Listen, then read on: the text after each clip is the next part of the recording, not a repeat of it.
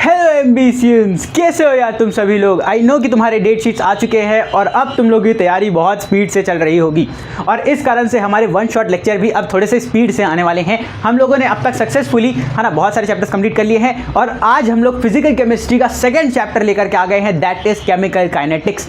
आज भी जैसा कि बाकी चैप्टर्स में करते आए हैं, इस चैप्टर के साथ तुम लोगों को नोट्स, इसके प्रैक्टिस शीट, इसके मॉड्यूल्स तुम लोग को साथ साथ में मिल जाएंगे। इसके डिस्क्रिप्शन बॉक्स में तुम लोगों को पता चलेगा एक लिंक है जो कि टेलीग्राम तक जाता है और उस टेलीग्राम के अंदर या तुमको सारे के सारे नोट्स, प्रैक्टिस शीट, मॉड्यूल्स तुम लोगों को प्रोवाइड कर दिए जाएंगे। तुम लोगों को क्या करना है अब तक तुम लोगों को पता चल चुका होगा, तो ज़्यादा टाइम वेस्ट नहीं करेंगे और इस चैप्टर को कर देते हैं स्टार्ट। सारी कहानी अपनी खत्म। अब हम लोग वापस से क्या कर रहे हैं, अब हम लोगों ने क्योंकि सिंस ऑर्डर देख लिया है, अब हम वापस से रेट एक्सप्रेशन लिखना चाह रहे हैं। रेट एक्सप्रेशन लिखना चाह रहे हैं लेकिन फर्स्ट ऑर्डर रिएक्शन के लिए। तो रेट एक्सप्रेशन जब फर्स्ट ऑर्डर रिएक्शन के लिए लिखोगे यार, तब क्या होगा भैया, कोई भी फर्स्ट ऑर्डर रिएक्शन किस तरीके से होगी। अरे पहले ये तो बता दो, सुनो ध्यान से सुनो। मान के चलना कोई ए है, वो बना रहा है प्रोडक्ट, वो बनाना है क्या वाला प्रोडक्ट बना रहा है, ठीक है। मान के चलो कोई ए है जो प्रोडक्ट बना रहा है और ये ऑब्वियसली वाला सिंगल स्टेप में होगी, तो यहाँ पर के कांस्टेंट लग रहा होगा, है ना। क्या लग रहा होगा बेटा, के कांस्टेंट लग रहा होगा, ठीक है। क्योंकि सिंगल स्टेप है, मैं इसके लिए जब डिफरेंशियल लिखूंगा, देखो मैं रेट एक्सप्रेशन दो फॉर्म में लिखूंगा, एक लिखूंगा डिफरेंशियल, एक लिखूंगा इंटीग्रेटेड, ठीक है। एक लिखूंगा बेटा मैं डिफरेंशियल, डिफरेंशियल रेट, और एक तरफ में लिख दूंगा बेटा तुम्हारा इंटीग्रेटेड रेट, है ना। तो यहाँ पे अगर चाहें तो हम लिख सकते हैं सेक्शन बना करके कि integrated rate expression, integrated rate expression. एक बार डिफरेंशिएशन करेंगे और डिफरेंशिएशन का इंटीग्रेशन कर देंगे, है ना। इंटीग्रेटेड रेट एक्सप्रेशन सब फर्स्ट ऑर्डर के लिए देख रहे हैं, है ना। सारी चीजें फर्स्ट ऑर्डर की, डिफरेंशियल रेट, है ना, एक्सप्रेशन, डिफरेंशियल रेट एक्सप्रेशन। ये हमारे ऊपर में रिएक्शन अपन ने कंसीडर कर रखा है, ठीक है। ऑब्वियस सी बात है, इसमें भी ज्यादा चीज देखने की जरूरत नहीं है, पहले अपन सीधे देखते हैं कि तो भैया इसके लिए हम लोग रेट किस तरीके से लिखेंगे। भैया एक रेट में लिख सकता हूँ जो हमने स्टार्टिंग में पढ़ा था, that is change in concentration upon change in time. और क्योंकि यहाँ पे डिफरेंशियल ले रहे हैं तो small change in concentration upon small change in time, क्या यही होगा, D A by D T, यही होगा। हाँ भैया बिल्कुल यही होगा। एक तो हमने ये सीख लिया था, एंड ऑल्सो हम लोग को ये पता है बेटा कि अभी हमने सीख करके आया आर इक्वल्स टू के और ए, और क्योंकि यहाँ पे ऑर्डर वन है तो ऑब्वियसली बात है इसका कोफिशिएंट का यहाँ पे रख दोगे तो कोफिशिएंट इक्वल्स टू तुम्हारा ये आएगा, तो यहाँ पर के ए आएगा, है ना। तो भैया अगर इसको इक्वेशन 1 बोल दूं, इसको इक्वेशन 1 बोल दूं, इसको इक्वेशन 2 बोल दूं, हालांकि इक्वेशन 1 में इक्वेशन 2 वाला मैं बोलता नहीं, देन है ना, then obviously we can say, है ना, कि भैया यहाँ पे जो dA by dt निकल के आया है that will be equals to KA, that will be equals to KA। ये हो गया यार इसका डिफरेंशियल फॉर्म, ये हो गया इसका डिफरेंशियल फॉर्म, है ना। यानी कि हमने कुछ नहीं किया बेटा, रेट अपन ने जो सीखा था पहले डिफरेंशियल फॉर्म में उसको लिखा और दूसरा अपन ने रेट लॉस लिखा और दोनों के रेट को कंपेयर कर दिया, क्योंकि बेटा रेट दोनों से निकल के आएगा वो सेम ही आएगा, ऑब्वियस सी बात है वो सेम आएगा। तो हमने उसको दो तरीके से रेट लिखना सीखा था, दोनों को अपन ने इक्वल करके इक्वेशन बना दिया, तो ये हमारा इक्वेशन बन गया। अब हम लोग बेटा देखेंगे इंटीग्रेटेड रेट एक्सप्रेशन, और ये इंपॉर्टेंट है यार, ये इंपॉर्टेंट है ना, क्योंकि ये एग्जाम में पूछेगा, ये एग्जाम में पूछेगा या तो कैलकुलेट करने आएगा या फिर उसका डायरेक्ट क्वेश्चन बना करके आएगा, न्यूमेरिकल आएगा डायरेक्ट उसके अंदर से, है ना। तो इंटीग्रेटेड रेट एक्सप्रेशन यार हम लोग को पता होना चाहिए कि किस तरीके से निकालना है।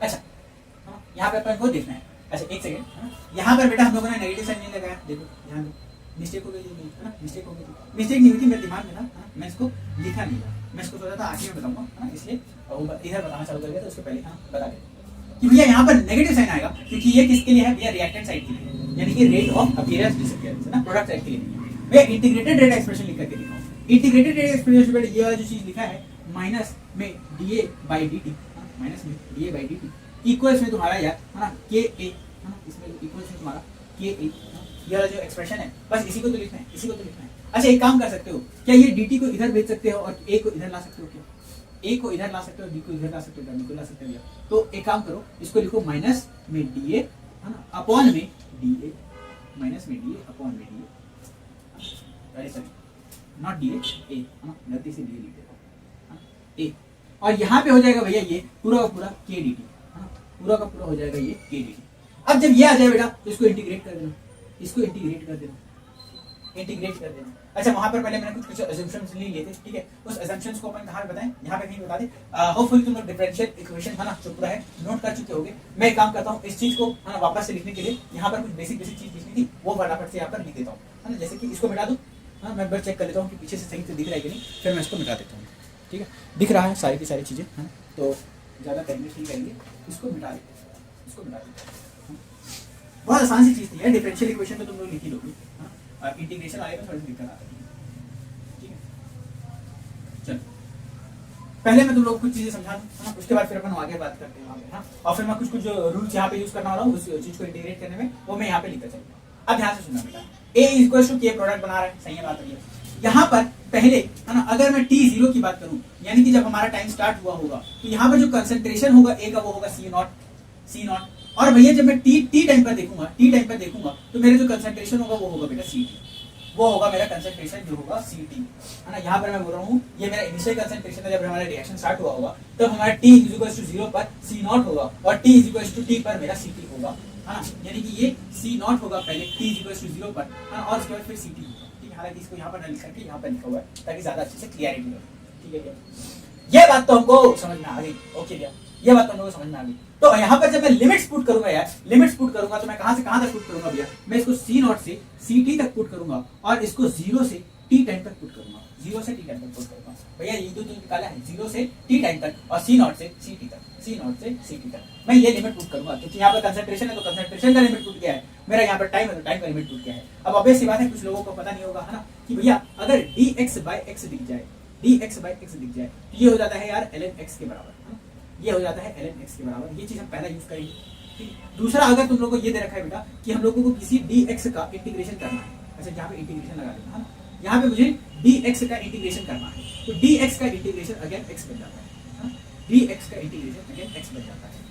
तो यहाँ पर सिंपली जब मैं इंटीग्रेट करूंगा तो k तो कांस्टेंट है यार, k तो बाहर आ जाएगा, k तो बाहर आ जाएगा, है ना, और बाकी सब चीजों का इंटीग्रेशन कर देते हैं। तो भैया ये बन जाएगा मेरा, है ना, ये बन जाएगा मेरा ln a, है ना, ln a, और इसमें हम लोगों की वैल्यूज जो है वो जो हमारी लिखी हुई है वो है C नॉट से लेकर के Ct तक, C नॉट से लेकर के Ct तक। और यहाँ पे इक्वल साइन में मैं जब यहाँ पे लिखूंगा तो यहाँ पे k तो बाहर आ गया था बेटा, और जब इसकी बात करता हूँ तो ये निकल जाएगा सीधा सीधा, ये निकल जाएगा सीधा सीधा, और इसके ऊपर अगर जब लिमिट्स की बात करोगे तो यहाँ पे आ जाएगा 0 से t।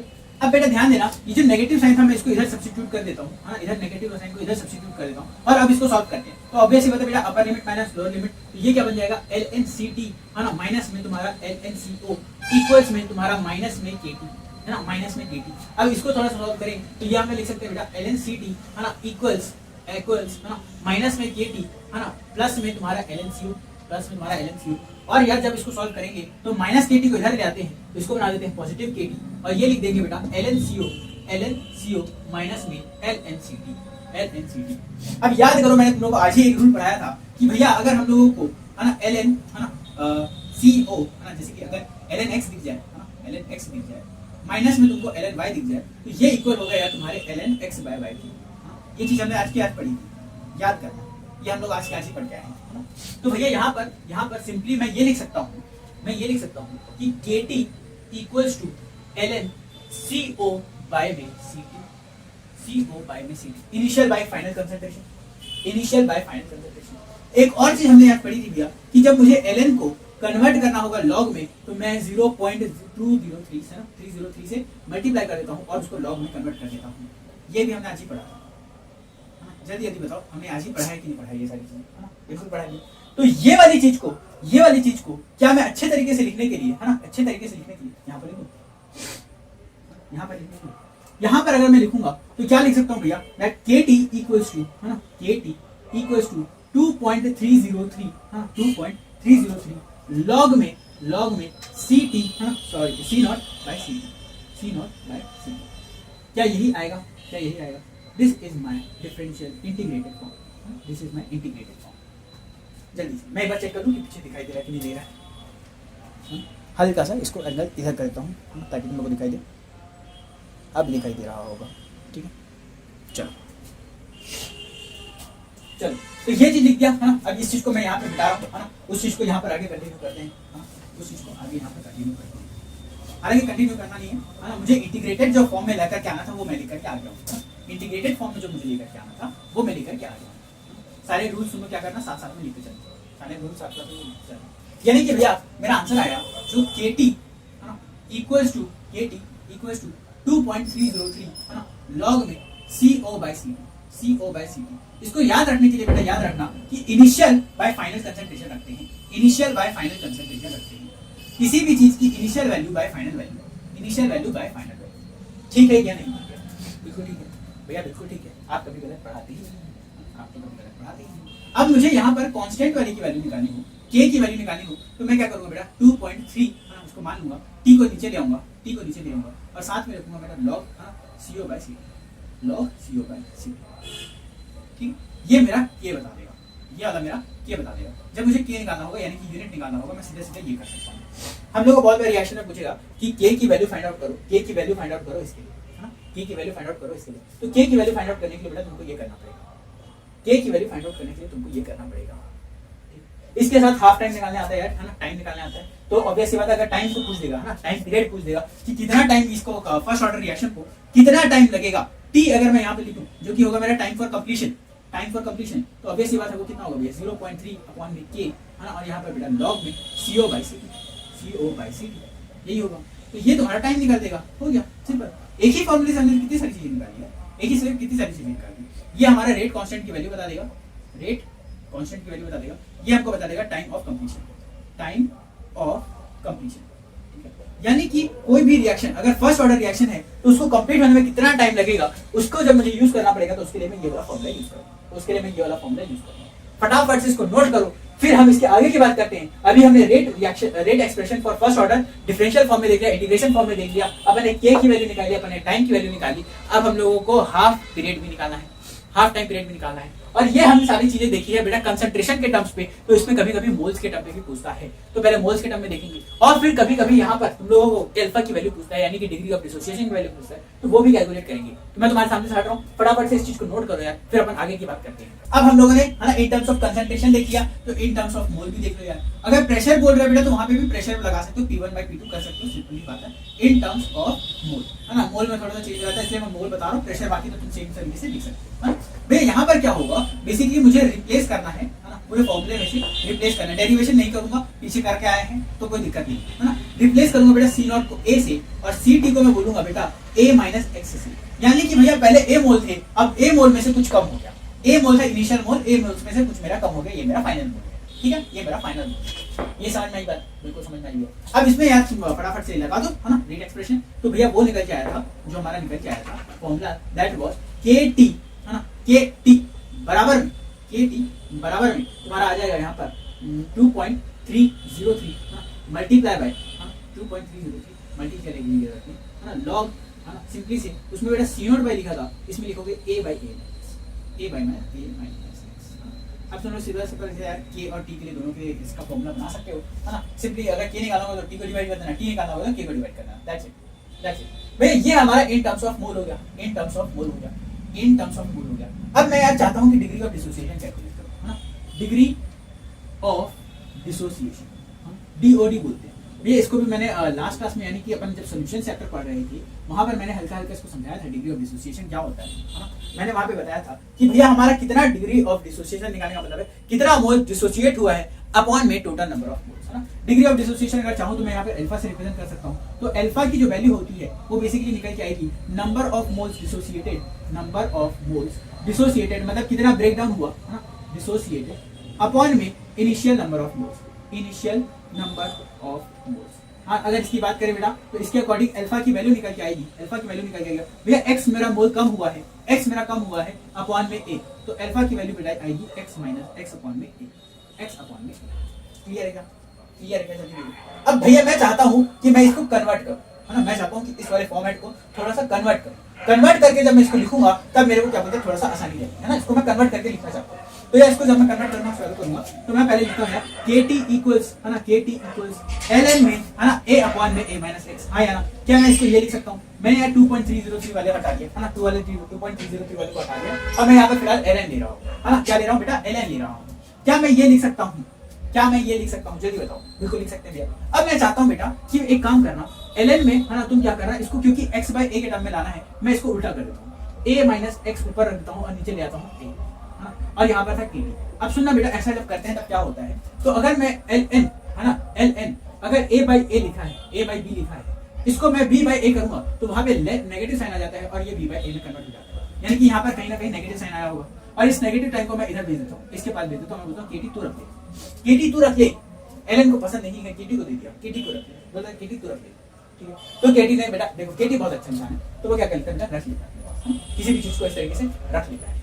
अब आगे देखो क्या होगा, ठीक है। अब बेटा क्या सोचना है, अब बेटा इसका एंटी लॉग ले लेना है। क्या लेना है, एंटी लॉग। एंटी लॉग मैंने लेकर सिखा दिया है ना, आज ही आज सिखाया।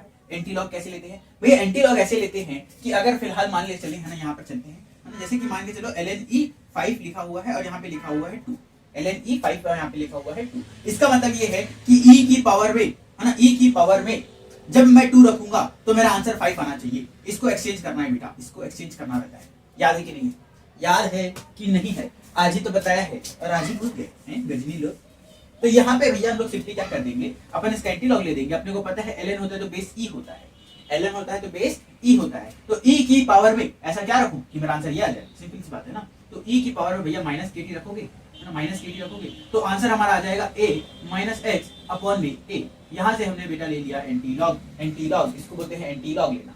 बहुत आसान सा चीज था भैया। आप यहाँ पर एक और चीज कर सकते हैं, ये e माइनस में kt लिखा हुआ है, मैं यहाँ पे क्या करता हूँ a बाई a माइनस में x बाई a, अलग अलग कर दिया तुम लोग को है ना। तो वहां पे ये क्या बन गया भैया 1 माइनस x बाई a, और यहाँ पे बना है e की पावर में माइनस kt। ये है तुम्हारा बेटा डिग्री ऑफ डिसोसिएशन का फॉर्मूला। ये डिग्री ऑफ डिसोसिएशन कैसे आया, सुनो बेटा, यहाँ पर x बाई a लिखा है और हमने बोला था अल्फा क्या होता है बेटी, x बाई a होता है। जब मैं इसको ऊपर में सब्स्टिट्यूट करके दिखा दूं है ना, यहाँ पर कॉर्नर में, तो यहाँ पर तुम सीधे सीधे लिखोगे भैया e की पावर में minus kt equals 1 minus alpha है ना, तो e है ना की पावर में minus kt equals to 1 minus alpha. So simple, and this formula you have to learn, this formula you have to know है ना, कि भैया डिग्री ऑफ डिसोसिएशन निकालने के लिए अगर फर्स्ट ऑर्डर रिएक्शन हो तो हम लोग वहां पे बोलेंगे कि e की power minus kt is equal to 1 minus alpha. सिर्फ फर्स्ट ऑर्डर में देखना है, ठीक है, बाकी में नहीं देखनी। और ये हम लोग का नॉर्मल हम लोगों ने इन टर्म्स ऑफ मोल जब निकाला था तब के लिए, यहाँ पे इसलिए निकाला था बेटा, इन टर्म्स ऑफ मोल में जब आंसर निकाला था तो इनिशियल व फाइनल था, और ये x वाले को ऊपर करना था ताकि हमारा x बाई a आ सके, x बाई a आ सके, इसलिए हमने उल्टा किया। तो यहाँ पे माइनस kt आता है, फिर इसका एंटी लॉग लेना है, एंटी लॉग लेते ही ये वाला कंडीशन बन जाएगा, फिर इसको है ना थोड़ा सा सॉल्व कर दो मैथमेटिकली और फिर आंसर आ जाएगा माइनस में अल्फा, 1 माइनस में अल्फा, सिंपल। तो ये तुम लोगों को पता होगा, इसका डेरिवेशन आगे कुछ पूछता नहीं है, ठीक है। पर अगर तुम्हारी किस्मत खराब है, बोल दिया बेटा डिग्री ऑफ डिसोसिएशन के लिए एक फॉर्मूला निकालिए, है ना, तो फिर आप लोग निकाल लेंगे, है ना। हालांकि केमिस्ट्री में उतना डेरिवेशन कभी पूछता नहीं, फिजिक्स में पूछता है यार, लेकिन केमिस्ट्री में कभी डेरिवेशन नहीं पूछता। हाँ, लेकिन जो फॉर्मूला निकाल के आ रहा है उसका एप्लीकेशन जरूर पूछ सकता है, डायरेक्ट एप्लीकेशन पूछ सकता है यार, इसका किस तरीके से क्वेश्चन आएगा, किस तरीके से क्या आएगा, हम लोग क्वेश्चन सीरीज है ना जो लेकर के आएंगे उसके अंदर प्रैक्टिस करेंगे मेरे भाई। लेकिन अभी के लिए फिलहाल के लिए तुम लोग इसको नोट करो, मैं तुम्हारे सामने से हट रहा हूँ, है ना, इसको नोट करो, मैं तुम्हारे सामने से हट रहा हूँ।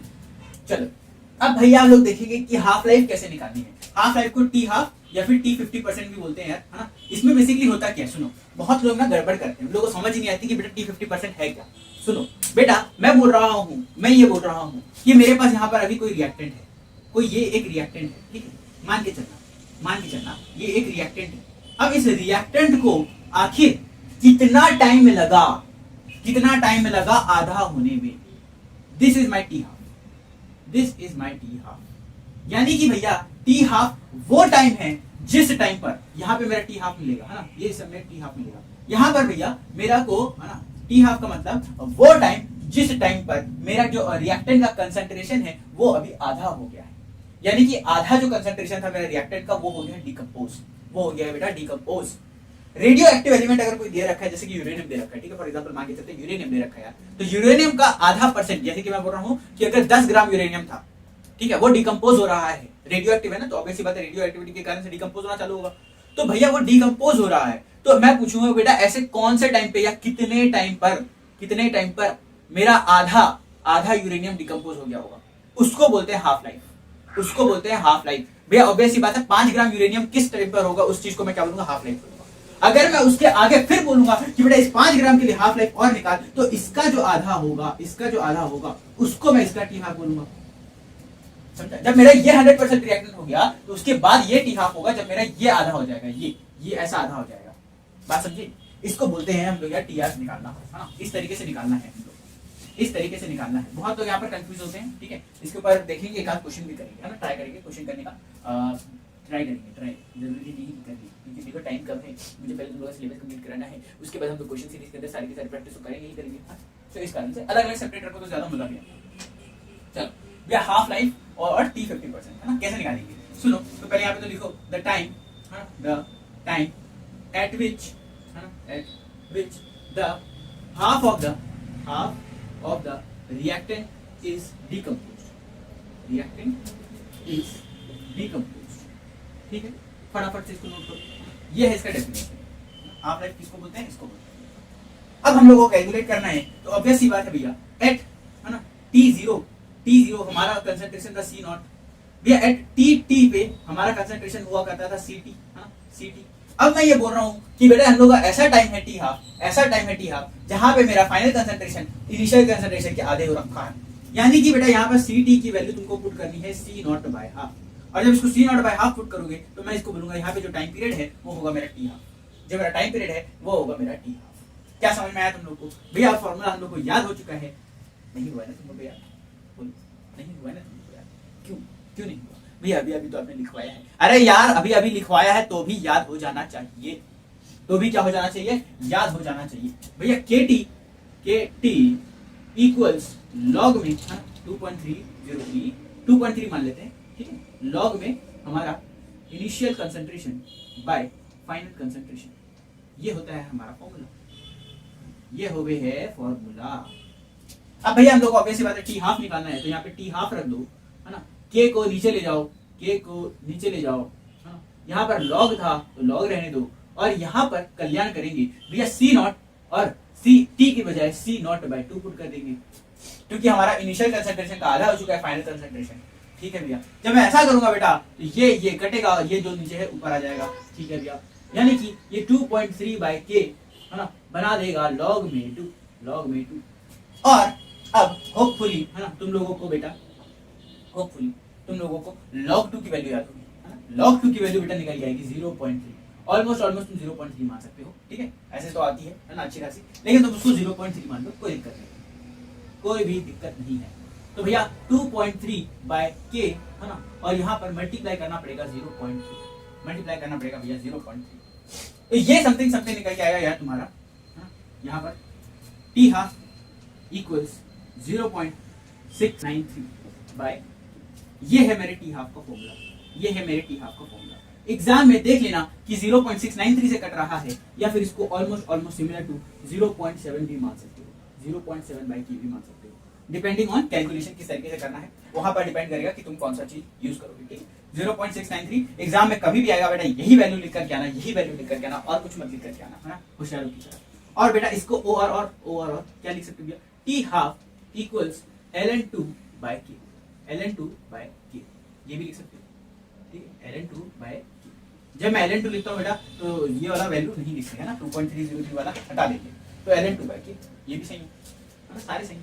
तो ये होता है बेटा हमारे हाफ लाइफ की वैल्यू, है ना, ये होती है हमारे हाफ लाइफ की वैल्यू। अब हाफ लाइफ की वैल्यू अगर निकालना सीख गए हो तो मैं तुमको डिफरेंट टाइम पर किस तरीके से निकालना है वो भी सिखा देता हूँ, डिफरेंट टाइम पर कैसे निकालना है वो भी सिखा देता हूँ। क्या हम लोग सिर्फ 50% देखेंगे? नहीं बेटा, हम टी 75% भी देख सकते हैं, यानी कि मेरे जब 75% कंसंट्रेशन खत्म हो रखा होगा उस समय मुझे कितना टाइम हो रहा है वो बताओ। यानी कि भैया हम लोग केमिकल काइनेटिक्स में यूज से अगर हम ऑर्डर पता कर लें तो हम किसी भी रिएक्शन में ये बता सकते हैं कि रिएक्टेंट अभी 50% खत्म होगा इतने टाइम पे 75% खत्म होगा, इतने टाइम पे 100% खत्म होगा, यानी कि 100% कंप्लीट हो जाएगा डिकम्पोजिशन, बिल्कुल बता कर सकते हैं। और रेडियो एक्टिव एलिमेंट्स में यही चीज को तो स्टडी करते हैं कि भैया उस चीज को खत्म होने में कितना समय लगेगा, करते हैं कि नहीं करते हैं? तो यही तो केमिकल काइनेटिक्स है। तुम कहाँ समझ रहे थे? केमिकल काइनेटिक्स में कहाँ पढ़ेंगे? यही तो पढ़ेंगे, है ना, यही तो पढ़ेंगे। चलो फटाफट से अपने हाफ लाइफ निकालने सीख गए, तुम इसको फटाफट से नोट कर लो किस तरीके से निकाला है, हालांकि आसान सा है। और इस फॉर्मूला को बेटा रख लो, है ना, क्योंकि फॉर्मूला अपने को याद रखना है, फॉर्मूला को याद रखना है, यही इंपॉर्टेंट है, बाकी सब तो हलवा है, हलवा है। ये याद करना है, तो याद है तो सही है, नहीं है तो याद कर, याद करना है। हाफ लाइफ का फॉर्मूला, हम लोग को फुल लाइफ का फॉर्मूला, नॉर्मल किसी भी टाइम पर निकालने का फॉर्मूला, ये सारी चीज हम लोग को पता होनी चाहिए। अब मैं तुम्हारे सामने से हट रहा हूँ, इसको फटाफट से नोट करो, है ना, फिर अगली बात करेंगे। अच्छा, आगे बढ़ने से पहले ये जो चीज़ तुमको नहीं दिखाई दे रही उस चीज़ को अब नोट कर लो, है ना। मैं तुम्हारे सामने से ये दिखा है 2.3 बाय के लॉग में इनिशियल बाय फाइनल, ठीक है, इनिशियल बाय फाइनल। अब बेटा यहाँ पर एक इंपॉर्टेंट बात जो है ना, पहले वो मैं नोट करा देता हूँ, अदरवाइज तुम लोग भूल जाओगे, है ना। इंपॉर्टेंट है यार, इंपॉर्टेंट है ना, इस चीज़ को तुम लोगों ने ऑब्जर्व कर लिया होगा, हालांकि और पता भी होगा, है ना, कि the half life of first order reaction, first order is independent of initial concentration of reactant. बेटा ये पॉइंट अगर मैं तुमको ये कहूं कि इतना ज्यादा इंपॉर्टेंट है कि इस पर इतने सवाल पूछे गए हैं कि हम हिसाब नहीं रख सकते, इतने सवाल पूछे गए। ये सवाल बेटा, ये जो सवाल है ये तुम्हारे बोर्ड्स के अंदर आएगा, तुम्हारे कंपटीशन के अंदर आ चुका है, और इवन अगर तुम बाद में कोई गवर्नमेंट एग्जाम ट्राई करते हो जैसे कि एसएससी है ना, या व्यापक या जो भी होता है यार है ना, जितने भी गवर्नमेंट टाइप के एग्जाम होते हैं उसके अंदर भी ये सवाल पूछ चुका है कि बेटा half life of first order reaction है ना, किसमें ये उसमें कैसे क्वेश्चन पूछता है पता है कि कौन से इसका है ना, जैसे कौन से इसका मतलब कौन से ऑर्डर वाले रिएक्शन का हमारा हाफ लाइफ डिपेंड नहीं करता इनिशियल कंसंट्रेशन पर, या फिर वो दूसरा पूछ लेगा कि half life of first order is independent of what, है ना, तो वहां पर इंडिपेंडेंट ऑफ इनिशियल कंसंट्रेशन। यानी कि भैया अगर मैं फर्स्ट ऑर्डर के लिए कभी भी हाफ लाइफ निकालूंगा, हाफ लाइफ बेटा फुल लाइफ ऑब्वियस सी बात है इनिशियल कंसंट्रेशन पे डिपेंड कर रही है, उसके फॉर्मूले में है, उसके फॉर्मूले में इनिशियल भी है फाइनल भी है, तो वो कंसंट्रेशन पे डिपेंड कर रहा है। लेकिन इसके फॉर्मूले में भैया कहीं पर भी ना ही इनिशियल कंसंट्रेशन का बात किया गया है ना ही फाइनल कंसंट्रेशन का बात किया है, यानी कि ये कंसंट्रेशन ऑफ रिएक्टेंट पे डिपेंड ही नहीं करता। मतलब चाहे तुम 100 ग्राम ले लो, चाहे तुम 1000 ग्राम ले लो, उसका हाफ लाइफ सेम आएगा, उसका हाफ लाइफ यार अलग अलग नहीं आएगा। यानी कि ये कंसंट्रेशन पे डिपेंड नहीं कर रहा, it is independent of initial क्या कंसंट्रेशन नहीं, सॉरी इनिशियल क्या concentration of reactant, it is independent of concentration of reactant. ये कंसंट्रेशन पे डिपेंड ही नहीं करता क्योंकि हाफ लाइफ के फॉर्मूले में कहीं पे कंसंट्रेशन है ही नहीं, और अगर है ही नहीं तो ये उस बात पे डिपेंड ही नहीं करता। यानी कि भैया अगर मैं बोलूं कि 1000 ग्राम है ना, 1000 ग्राम तुम्हारा यूरेनियम है, मान के चलो एग्जांपल दे रहा हूं है ना, जो कि फर्स्ट ऑर्डर रिएक्शन दिखा रहा है, और तुम्हारे पास 10 ग्राम यूरेनियम है जो कि फर्स्ट ऑर्डर रिएक्शन दिखा रहा है, उन दोनों का हाफ लाइफ क्या होगा? तो दोनों का हाफ लाइफ सेम आएगा, क्योंकि कंसंट्रेशन पे डिपेंड नहीं करता। बात समझे, दोनों का हाफ लाइफ सेम आएगा। तो फटाफट से इसको नोट करो, और ये कमाल की बात है जो इस चीज को है ना, कमाल का पॉइंट है, इस कमाल के पॉइंट को याद रखना है, क्योंकि इस कमाल के पॉइंट से बहुत सवाल पूछे जाते हैं, बहुत ज्यादा सवाल पूछे जाते हैं। तो the half life of the first order reaction is independent of concentration of reactant। फटाफट से नोट करो, मैं तुम्हारे सामने साथ हूं। अब देखते हैं T75% कैसे निकालेंगे, है ना भैया। T75% क्या होगा? द टाइम व्हेन रिएक्टेंट है ना, व्हेन रिएक्टेंट इज डीकम्पोज्ड 75% है ना, 75%, यानी कि बेटा 3/4 टाइम्स मेरा जो रिएक्टेंट होगा यार वो ख़त्म हो रखा है। वो क्या हो रखा है? ख़त्म हो रखा है। इस टाइम पे मैं क्या बोलूँगा, मेरा 75% है भैया। अगेन वही वाला फॉर्मूला है ना, बार बार याद कर रहे हैं, KT इक्वल्स 2.3 है ना, log initial by final concentration. भैया यहाँ पर फाइनल कंसंट्रेशन कितना हो गया? CT की वैल्यू हो गई बेटा C0 के है ना 3/4 टाइम्स, C0 के 3/4 टाइम्स ये हो जाएगी है ना, C0/4 मतलब 4 टाइम से वो हट गया, 4 टाइम से वो कम हो गया। भैया ये C0/4 कैसे हुआ? बेटा सुनो, देखो जब 100% था तब मेरा बेटा CT था, हाँ CT था सिंपली। जब 50% था तो मेरा जो C0 का था उसका आधा हो गया था, उसका आधा बचा हुआ था, क्योंकि हम लोग बेटा यहाँ पे फाइनल कंसंट्रेशन लेते हैं तो कितना बचा हुआ है वो देखते हैं। अब मैं यहाँ पे बोलूँ कि 3/4 मेरा खत्म हो रखा है 75% के टाइम, 3/4 खत्म हो चुका है, तो भैया मेरा 1/4 ही तो लेफ्ट होगा, 1/4 ही तो लेफ्ट होगा। इस कारण से मैं क्या ले रहा हूँ भैया, फाइनल कंसंट्रेशन मेरा हो जाएगा C0/F, हाँ C0/4, और मेरा टाइम क्या है? T = T75%। भैया यहाँ पर जरा पुट करके देखेंगे तो मेरा T75% जब मैं निकालूंगा तो यहाँ पे हो जाएगा सिंपली 2.3 लॉग, नीचे में आ जाएगा भैया K, और यहाँ पे आ जाएगा C0/4 है ना, और ये C0 से C0 कैंसिल हो गया, 4 ऊपर आ गया, तो भैया यहाँ पे हो जाएगा 2.3 log 4/K, log 4/K। अब यहाँ पे ध्यान देना बेटा, अगर मैं इसको चाहूँ तो ln4 भी लिख सकता हूँ, ln4/K, हाँ या ना, ln4/K लिख सकता हूँ। और मैं अगर इसको ln4/K लिख रहा हूँ तो सिंपली मैं ये भी तो लिख सकता हूँ 2 times of ln2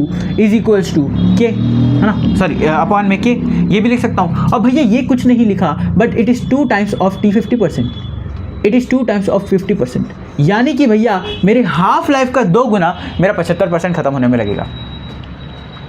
first order reaction कभी कंप्लीट नहीं होती, 100% कंप्लीशन यहाँ पर कभी अचीव नहीं होता, 100% कंप्लीशन यहाँ पे कभी अचीव नहीं होता, क्योंकि 100% कंप्लीट होने में बहुत ज़्यादा टाइम लगेगा। सोचो यहाँ पे भैया 100 था, 100 से 50% पहुँचने में मुझे टी हाफ लगा, टी हाफ लगा। अब टी हाफ से अगेन जब मैं एक बार और टी हाफ लगाऊंगा, 2 टाइम्स ऑफ टी हाफ लगाऊंगा, तब जाकर के मैं 75% कंप्लीशन तक पहुँचूंगा। तो मैं एक काम करता हूँ, तुम लोग को एक मस्त सा टेबल दे देता हूँ, एक मस्त सा टेबल दे देता हूँ, और उस मस्त से टेबल में मैं तुम लोगों को बता दूंगा कि किसमें कितना टाइम लगने वाला है, किसमें कितना टाइम लगने वाला है। तो फटाफट से यार ये वाला चीज़ नोट करो, है ना। इस तरीके से तुम किसी का भी निकाल सकते हो, इस चीज़ को नोट करो, फिर मैं तुमको एक मस्त सा टेबल देता हूँ।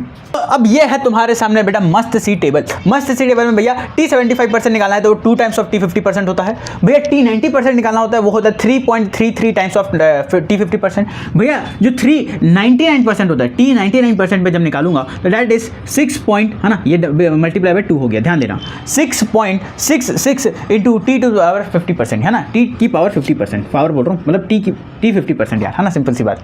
भैया इसमें जब मैं 3 टाइम्स मल्टीप्लाई करता हूँ तो मैं 9.99 टी 50% पहुँच जाता हूँ, यानी कि 99.99% के लिए 99.9% के लिए 9.99 टाइम्स हो जाएगा टी 50% की। इसको ऑलमोस्ट तुम 10 टाइम्स भी बोल सकते हो, है ना। भैया जब यहाँ से मैं 4 टाइम्स मल्टीप्लाई करूँगा तो मैं यहाँ पहुँच जाऊँगा, दैट इज मेरा टी 99.99%, है ना, 99.99%। भैया क्या 100% कभी नहीं पहुंचेगा, कभी नहीं पहुंच सकता बेटा, कभी नहीं पहुंच सकता। 99.99% ही कीटाणु मरते हैं, याद रखना, 0.1 कीटाणु हमेशा बचे रहेगा। तो बेटा ये कभी भी 100% तरीके से कंप्लीट नहीं होता, है ना। इसको 13.34 टाइम्स लगेगा, दैट इज 4 टाइम्स ऑफ, है ना, टी 50%, है ना, मतलब ये वाले इसका 4 टाइम्स है, ठीक है। तो 13.34 टाइम्स ऑफ टी 50%। भैया मुझे अगर कोई x% दे दे, सुनो, तुमको कोई टी x% दे दे, है ना, मैं बोल रहा हूँ x% पे निकालना है, तब तुम क्या करना, सिंपल सा मैं तुमको एक तरीका बता देता हूँ। तुम लिखो k टी x%, है ना, इक्वल्स टू तुम्हारा log, है ना, अच्छा 2.3, ठीक है। यहाँ पर log, बेटा यहाँ पर क्या लिखना, 100 अपॉन में 100 माइनस x।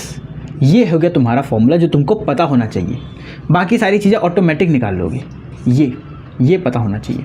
भैया यहाँ पर हो क्या रहा है, ध्यान से सुनना बेटा। अगर तुमको 75% दे रखा है, मान के चलो 75% दे रखा है, तो 100 अपॉन 100 माइनस 75 करूँगा, 100 अपॉन 100 माइनस 75 करूँगा, बचेगा क्या, 100/25, दैट इज क्या हो जाता है तुम्हारा 100/25 कितना हो जाएगा बेटा भाई, है ना, C0/4 आंसर आ जाएगा। तो यानी कि यहाँ पर भैया मुझे करना है 100 अपॉन 100 माइनस एक्स, 100 अपॉन में 100 माइनस एक्स। तो क्या तुम इसको लगा सकते हो, बिल्कुल लगा सकते हैं भैया। तो सिंपली अगर जैसे कि मैं 75% के लिए बोलूँ तो ये कितना हो जाएगा भैया, 2.3 log 4, 2.3 log 4 आ जाएगा कि नहीं आ जाएगा। यही चीज़ तो अभी अपन निकाल के आए, यही चीज़ तो अपन अभी निकाल के आए। भैया 50% बोल देगा तो 50% बोल देगा तो नीचे 50 पर में 100, है ना, कितना हो जाएगा, कैंसिल हो गया भैया, log 2 डायरेक्ट आंसर आ जाएगा, log 2 डायरेक्ट आंसर आ जाएगा। तो हम लोग को ये याद रखना है, बिल्कुल ये याद रखो, ये याद रखो। किसी के लिए भी पूछे तुम सीधे सीधे लगा देना यार, सीधे सीधे लगा देना, ठीक है। और लॉग वॉग अगर कुछ आ रहा है तो ऑब्वियस सी बात है उसकी वैल्यू भी दे रखी होगी, और फिर जैसी वैल्यू दे रखी होगी कैलकुलेट कर देना, है ना। log 5 log 6 कुछ भी आ रहा होगा उसकी वैल्यू दे रखी होगी, तुम डायरेक्ट कैलकुलेट कर देना, है ना। तो तुम ये लगाओगे जब भी तुमको टी x% दे रखा होगा, कभी भी x% दे रखा होगा तुम ये लगा देना, ठीक है, x% दे रखा होगा ये लगा देना। अब आगे की बात करते हैं बेटा। अब देखो हम लोग को फर्स्ट ऑर्डर के लिए बेटा ये 3 टाइप के ग्राफ देखने हैं, ठीक है, 3 टाइप के ग्राफ देखने हैं भैया। LNCT वर्सेस टी ग्राफ बनाना है। LNCT की वैल्यू बेटा क्या होती है जरा याद रखना, है ना। LNCT की वैल्यू जो तुम लोग निकाले थे तो क्या निकाले थे भैया, वो आया था -KT प्लस में LNCO, क्या यही था, हाँ भैया। अगर ये y इंटरसेप्ट है, और यहाँ पर ये t इंटरसेप्ट है, तो ऑब्वियस सी बात है ये माइनस, है ना, mx लिखा हुआ है, x ऑब्वियस है ना, t x है और LNCT तुम्हारा y है, यही है ना। तो -mx प्लस में c लिखा हुआ है, बिल्कुल। तो भैया इसका जो ग्राफ बनेगा, तो यहाँ पर लिखेंगे ln, है ना, ct, और यहाँ पे लिखेंगे भैया हम लोग क्या बोलते हैं, किसके वजह से भैया, टाइम की, तो टाइम के, है ना, इधर और इधर। तो भैया यहाँ पे पहली बात तो एक इंटरसेप्ट आएगा, इस इंटरसेप्ट की वैल्यू होगी ये जो c की वैल्यू है, यानी कि LNCO मेरा यहाँ पर क्या हो गया, इंटरसेप्ट हो गया, है ना, LNCO क्या हो गया, इंटरसेप्ट हो गया। और इस पॉइंट से मेरा नेगेटिव ग्राफ खींचना है नीचे की तरफ, दिस इज माई x, है ना। और यहाँ पर -m कितना लिए थे बेटा, -k, तो ये -k की वैल्यू बताएगा। स्लोप क्या बताएगा, -k की वैल्यू बताएगा।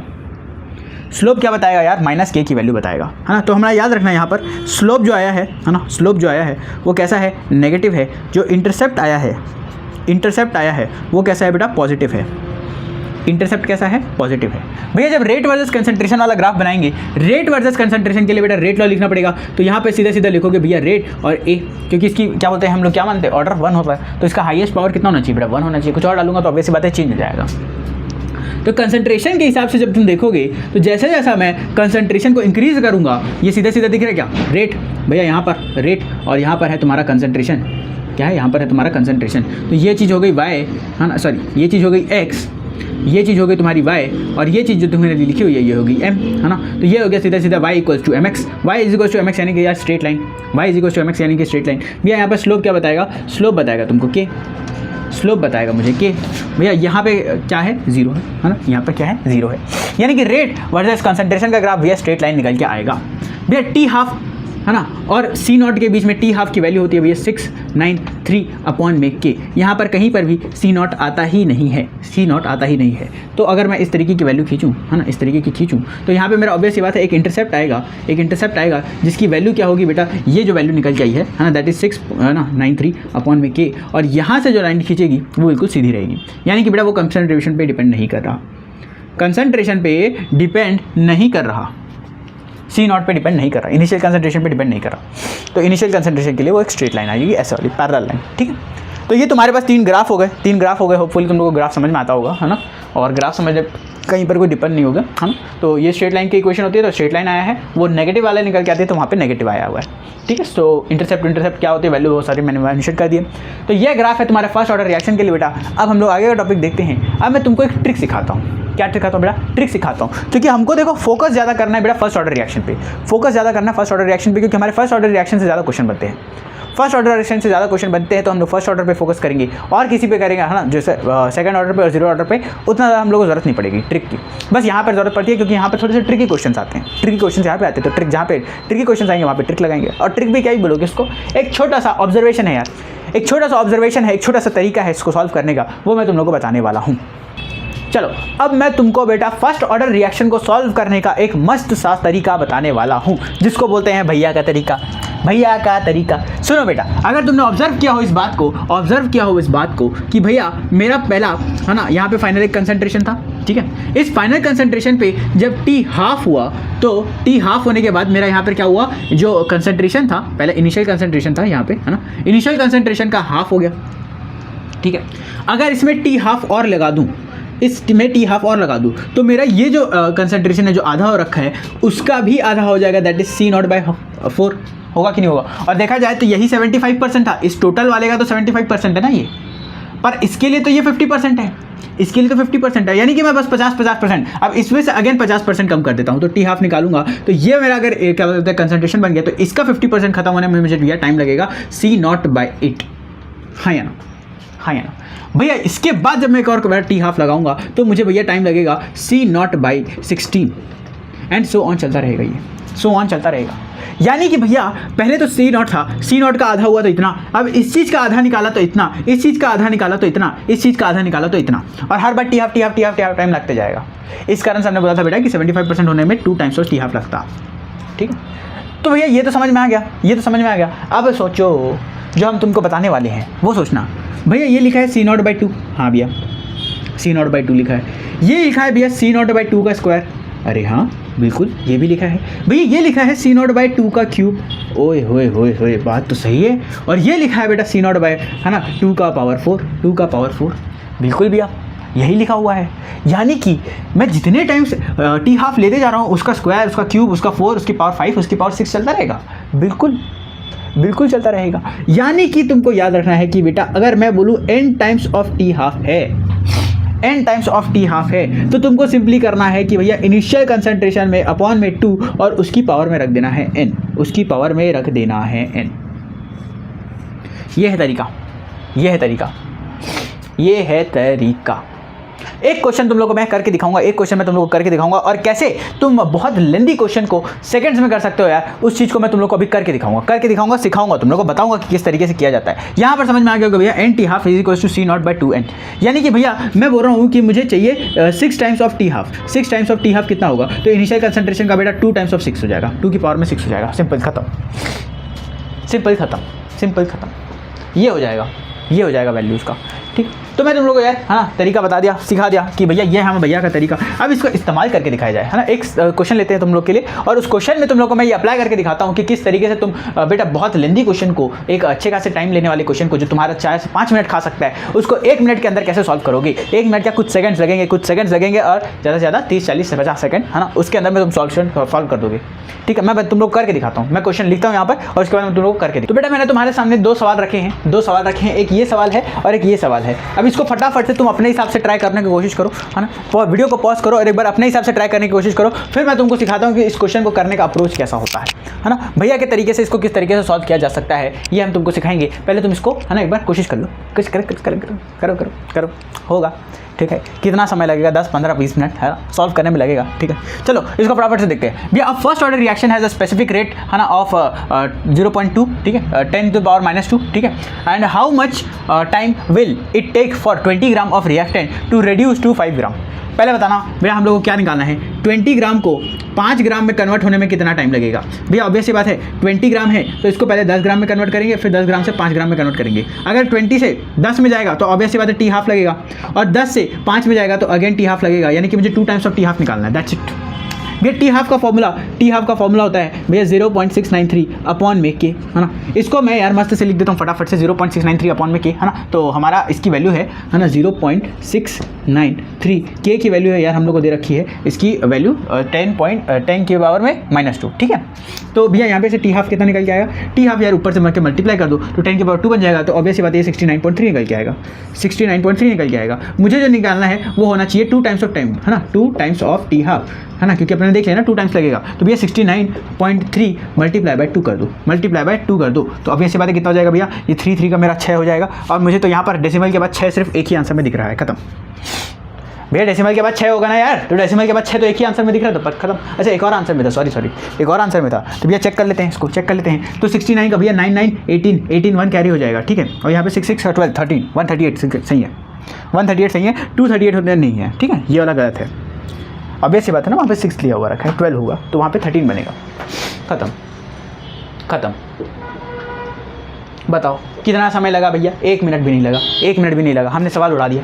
तो इस तरीके से यार अगर तुम तरीके से लगाओगे, जो हमारा तरीका है उस चीज़ को लगाओगे तो फटाफट आंसर बना पाओगे, है ना, फटाफट आंसर बना पाओगे। भैया इस वाले क्वेश्चन को देखते हैं, के हैज़ दिस वैल्यू, है ना, time required for 40 gram of this reactant to reduce into 10 gram. अरे भैया कितना आसान बोल रहा है, देखो 40 ग्राम से मुझे 10 ग्राम में कन्वर्ट करना है भैया, तो ऑब्वियस सी बात है 40 से 20 में जाएगा, 20 से 10 में जाएगा, हाँ या ना। तो भैया पहले टी हाफ लगेगा, फिर एक और टी हाफ लगेगा, इसमें भी मुझे 2 हाफ का 2 टाइम्स करना है। भैया टी हाफ के लिए वैल्यू जब रखूंगा तो 6.93 अपॉन में के वैल्यू रखूंगा, है ना। अब यहाँ पर ध्यान देना बेटा, के की वैल्यू में 2.303 है, तो क्या मैं इसको लॉग वाले टर्म में वापस से कन्वर्ट कर दूं क्या, तो 2.303 मल्टीप्लाई बाय में log 2 होता है, log 2 की वैल्यू मैंने तुम लोगों को बताई है कि 0.3 मान सकते हो।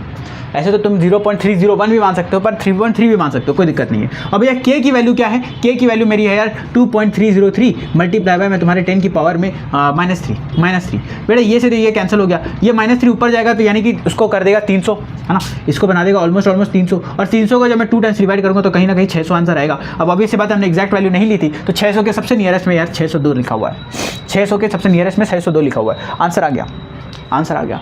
1 मिनट के अंदर यार हमने 2 सवाल कर दिए, 1 मिनट के अंदर हमने 2 सवाल कर दिए, तो सोचो इससे रफ्तार कितनी बढ़ जाती है। तो तुम लोग को भैया का तरीका याद रखना है और इस तरीके से क्वेश्चन को बेटा क्या करना है, सॉल्व करना है। अभी हम लोग ज़्यादा क्वेश्चन नहीं लेंगे, इसको आराम से एक दिन, है ना, आराम से एक दिन क्वेश्चन सीरीज़ के अंदर सारे के सारे उठाते चलेंगे, ठीक है। तो फटाफट से तुम लोगों को अगर समझ में आ रहा है चीज़ों को तो क्या करना, नीचे कमेंट में बता देना कि भैया हम लोगों को समझ में आ रही है ना, क्योंकि भैया मुझे भी मोटिवेशन मिलनी चाहिए ना कि हाँ यार बच्चे लोगों को जब मैं पढ़ा रहा हूँ तो उन लोगों को समझ में आ रहा है चीज़, है ना। तो ट्राई करना कि तुम कमेंट कर दिया करो, ठीक है। ऐसे तो बहुत लोग करते ही नहीं है ना, बहुत लोग देखते ही नहीं है। तो अगर तुम देख रहे हो तो बेटा एक बार कमेंट करके मुझे बताना ज़रूर, ठीक है, बताना ज़रूर। चलो तो भैया इसको मिटा दे, अब हम लोग आगे के टॉपिक के बारे में बात करते हैं। अब बेटा हम लोग देखेंगे rate expression for nth order. देखो nth ऑर्डर हम लोग बाद में इसलिए निकाल रहे हैं बेटा, क्योंकि जब हम लोग एक जनरलाइज्ड फॉर्मूला निकालते हैं वहाँ पर n की वैल्यू आप 1 नहीं रख सकते।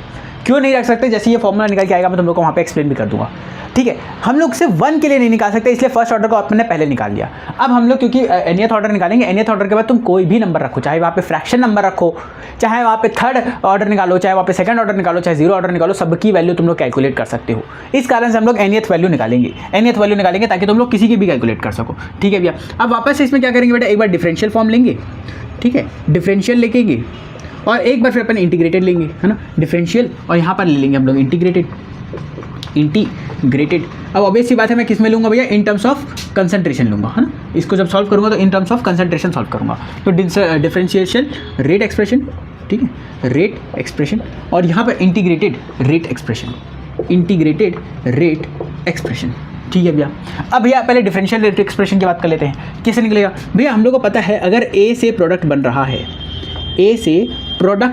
रहा है, जिसका हम लोग बोले t इक्वल्स टू 0 पे C0 कंसंट्रेशन है और t इक्वल्स टू t पे Ct कंसंट्रेशन होगा, ठीक है, ये हम लोग मान के चल रहे हैं। तो पहले तो मैं इसमें अपना वाला रेट लॉ लगाऊंगा जो पहले सीखे थे। तो R इक्वल्स टू भैया सीधे सीधे लगाएंगे माइनस में dA अपॉन में dt, हाँ या ना, बिल्कुल यही लगाएंगे। दूसरा आप लोगों को पता होता है भैया कि R is equals to K, और इस बार कंसंट्रेशन की पावर में n रखना पड़ेगा, क्योंकि हम लोगों को पता है यहाँ पे 1 नहीं है ना, 1 नहीं है, तो यहाँ पर क्या होगा बेटा, n होगा, यहाँ पे पावर में n होगा, यानी कि कुछ ना कुछ nth ऑर्डर होगा। ऑब्वियस सी बात है भैया, जब इन लोगों को इक्वेट कर दोगे तो सिंपली लिखोगे माइनस d, है ना, a अपॉन में dt इक्वल्स में तुम्हारा k और यहाँ पर a उसकी पावर में n, ये निकल के आएगा। क्या तुम लोगों को डिफरेंशियल फॉर्म समझ में आया इसका? क्या उसका डिफरेंशियल फॉर्म समझ में आया? अब बेटा इसका इंटीग्रेशन करेंगे, है ना, इसका क्या करेंगे, इंटीग्रेशन करेंगे। तो फटाफट से इधर आ जाओ इंटीग्रेटेड वाले में, है ना। अब मैं फटाफट से करूँगा ताकि तुम लोग को ज़्यादा समय ना लेना पड़े, ठीक है। यहाँ पे dt है, यहाँ पे नेगेटिव था, यहाँ पे बेटा तुम्हारे पास था k और यहाँ पर था a, और उसकी पावर में था बेटा n, क्या ये दिख रहा है? हाँ भैया बिल्कुल दिख रहा है। अब एक काम करो बेटा, फटाक से ये माइनस और dt को उधर भेजो और इधर ले आओ an को, है ना, ऐसा शिफ्टिंग कर लो। तो शिफ्टिंग करने के बाद यहाँ पे क्या होगा, जरा जनरेट करना ना, ध्यान से देना। यहाँ पे हो जाएगा dA अपॉन में d, है ना, और सॉरी d नहीं, उसके नीचे में आ जाएगा बेटा a की पावर में n, है ना, a की पावर में n, और यहाँ पे बन जाएगा भैया k dt, है ना, k dt, और यहाँ पे है नेगेटिव साइन भी यहाँ पर लगा देते हैं, क्लियर है क्या, के डी टी। भैया अब इसका इंटीग्रेशन कर देते हैं, तो फटाफट से, है ना, यहाँ पे इंटीग्रेशन लिखा d से a, है ना, और नीचे में a की पावर में n, है ना, और यहाँ पे लिखा बेटा C0 से Ct, और जब यहाँ पे इंटीग्रेशन किया तो माइनस के तो बाहर आ जाएगा बेटा, अंदर में बचा है dt, और इसका हो जाएगा इंटीग्रेशन फ्रॉम 0 टू t। क्या ये याद है कि नहीं भैया? ये तो पिछले बार भी कर रहे थे, वही तो करना है जो पिछले बार करके आ रहे हो, तरीका थोड़ी ना चेंज हो जाएगा, है ना, सॉल्व करने का तरीका तो वही रहेगा, मैथमेटिक्स तो वही है भैया। अब यहाँ पे हम लोग को ये नहीं पता कि ये क्या होता है। सुनो बेटा, dx अपॉन में x की पावर अगर n हो तो यहाँ पर सिंपली जब उसका इंटीग्रेशन करोगे तो इसका जो आंसर निकल के आता है दैट इज x की पावर में n, है ना, माइनस n प्लस 1 अपॉन में माइनस n प्लस 1, ये लिखना है ना, ये लिखना है। ये जब लिखोगे तो ये यहाँ पर यूज़ होगा, तो फटाफट इसको नोट करो यार, है ना। ये वाला एक फॉर्मूला है। और दूसरा अभी हमने तुमको बता दिया था कि भैया अगर हम लोग का कोई dx हो तो वो सिंपली क्या बन जाता है भैया, x बन जाता है। ये दोनों का इंटीग्रेशन हम लोग यूज़ करेंगे, है ना, ये दोनों इंटीग्रेशन फॉर्मूला हम लोग यूज़ करेंगे। तो भैया यहाँ पे लगा दो फिर, है ना, ये सीधा सीधा बन जाएगा a की, है ना, पावर में माइनस n प्लस 1, और नीचे में सीधा सीधा माइनस n प्लस 1, हाँ या ना। और ये कंसंट्रेशन है बेटा, ये कंसंट्रेशन है, और यहाँ पे पूरा ब्रैकेट, और यहाँ पे भैया कहाँ से कहाँ, C0 से Ct तक होगा, है ना। और यहाँ पे सिंपली वही होगा माइनस के ब्रैकेट में यहाँ पर t 0 से लेकर के t तक। क्या ये तुम लोग को दिख रहा है? बिल्कुल दिख रहा है भैया।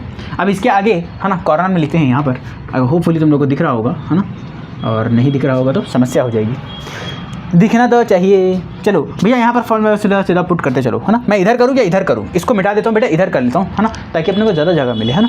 तो यहाँ पे डिफरेंशियल वाले को हटा देते हैं। होपफुली तुम लोग का डिफरेंशियल वाला नोट हो गया होगा, है ना, डिफरेंशियल तो नोट कर लियो ना। तो हम इधर लिख लेते हैं, क्या समस्या है। ये पूरी कहानी गाथा गायब कर देते हैं। चलो अब ध्यान देना भैया, वहाँ पर निकल के आया है ये वाला कंडीशन। अब इसमें अपन को हायर में से लोअर माइनस करना पड़ता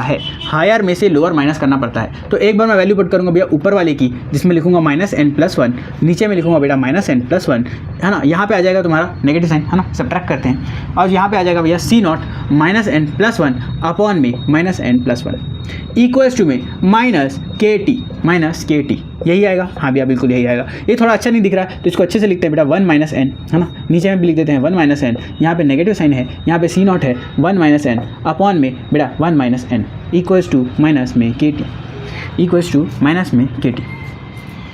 क्या ये तुमको दिखाई दे रहा है? क्या यही करना है? क्या हमने किया? समझ में आया? यहाँ तक का समझ में आया बेटा। अब यहाँ से अगर मैं नेगेटिव को हटा दूँ यहाँ से मैं इस नेगेटिव को हटा देता हूँ, ये लो हटा दिया। तो अच्छा, इसको नेक्स्ट स्टेप में हटाएंगे ताकि तुम लोग समझ में आए। बेटा यहाँ से जब मैं नेगेटिव को हटा दूंगा, पॉजिटिव कर दूंगा, तो यहाँ पे इन लोगों के बीच में इंटर स्विचिंग हो जाएगी। तो ये बन जाएगा यार सी नॉट 1 माइनस में n, है ना, नेगेटिव में सी टी 1 माइनस में n अपॉन में 1 माइनस में n equals to K T. ये समझ में आया कि नहीं आया? बिल्कुल समझ में आ गया भैया, बिल्कुल समझ में आ गया। ये था हमारा nth ऑर्डर के लिए, है ना, nth ऑर्डर के लिए फॉर्मूला, nth ऑर्डर के लिए रेट एक्सप्रेशन, nth ऑर्डर के लिए रेट एक्सप्रेशन। और बेसी बात है, k निकालना है तो इसको t से डिवाइड कर देंगे, और क्या बोलते हैं t निकालना है तो k से डिवाइड कर देंगे, सिंपल सी बात है। पर अभी मत करो, जब हम लोग ऑर्डर रख लेंगे उसके बाद करना, जब हम लोग ऑर्डर रख लेंगे उसके बाद करना। तो बेटा अब हम लोग जीरो ऑर्डर के लिए देखेंगे, तो पहले फटाफट से मैं यहाँ से हट रहा हूँ, तुम ये nth ऑर्डर के लिए नोट करो, उसके बाद अपन जीरो ऑर्डर के लिए पुट करके देखेंगे, n की वैल्यू जीरो पुट करके देखेंगे। यहाँ पर देखना, ध्यान देना भैया, यहाँ पर जो वैल्यू निकल के आई है, अगर इसमें मैं कभी भी n की वैल्यू 1 नहीं पुट कर सकता, है ना, n की वैल्यू कभी वैल्यू पुट नहीं कर सकता। ये हमारा इंटीग्रेटेड रेट एक्सप्रेशन है, इसमें मैं n की वैल्यू कभी पुट नहीं कर सकता। Never put 1 n equals to 1। क्यों भैया? क्योंकि जब n की वैल्यू 1 करूँगा तो बेटा 1 माइनस 1 0, 1 माइनस 1 0, 1 माइनस 1 0, हर जगह 1 बन जाएगा और kt की वैल्यू 1 आ जाएगी, यानी कि पूरा सत्यानाश करके आ जाओगे। तो बेटा कभी भी n की वैल्यू 1 नहीं पुट करना, n की वैल्यू पुट 1 मत करना, यानी कि ये फर्स्ट ऑर्डर के लिए नहीं है, ये जनरलाइज किसी के लिए भी यूज़ कर सकते हो, किसी के लिए भी, एक्सेप्ट फॉर वन, यानी कि फर्स्ट ऑर्डर को छोड़ के किसी के लिए भी यूज़ कर सकते हो। फर्स्ट ऑर्डर छोड़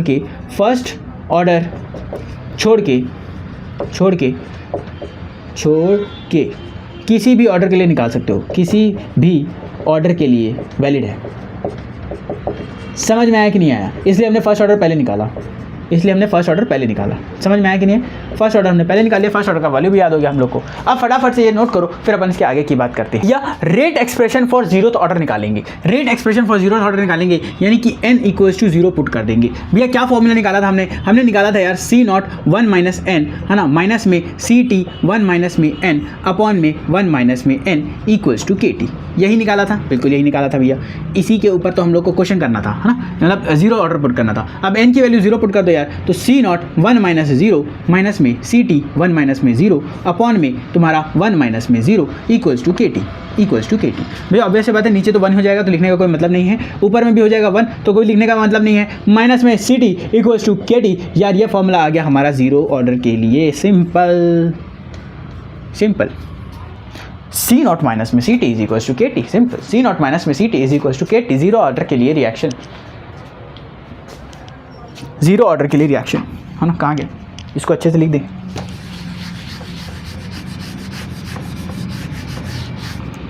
जीरो ऑर्डर के लिए हम लोग का आंसर, है ना, सी नॉट माइनस में C T equals to K T, this is your answer. ये तुमको याद रखना है। अब सिंपली यहाँ पर यार हाफ लाइफ भी कैलकुलेट कर देते हैं, ठीक है, तुम लोगों के लिए। भैया इसका हाफ लाइफ जब निकालेंगे, है ना, हाफ लाइफ यानी कि बेटा टी 50%, है ना, T 50%।